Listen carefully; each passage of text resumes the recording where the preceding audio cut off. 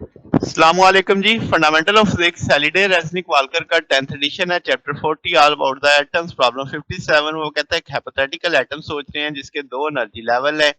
वो कहता है जो एनर्जी की वेवलेंथ ट्रांजिशन है 580 नैनोमीटर की होती है। वो कहता है पर्टिकुलर सैंपल का टेम्परेचर 300 केल्विन है। 4 इंटू 10⁻20 एटम है स्टेट ऑफ लोअर एनर्जी।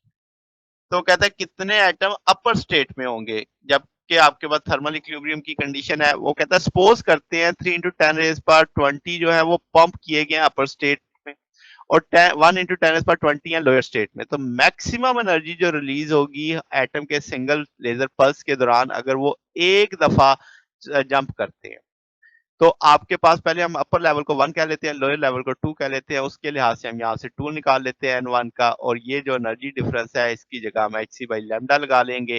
तो अब आपके पास h और c का प्रोडक्ट भी जानते हैं दोनों। आप इसे आप n2 की वैल्यू उसने बता दी थी कि भाई आपके पास जो है लोअर स्टेट में वो कितना है 4 इंटू 10⁻20 है।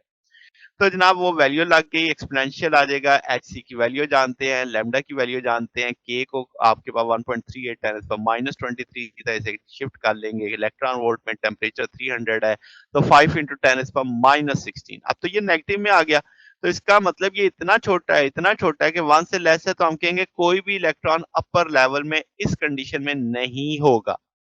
अब नई सिचुएशन ये थी कि n1 को वो कह रहा है 3 इंटू 10⁻20, n2 को लोअर को कह रहा है 1 इंटू 10⁻20।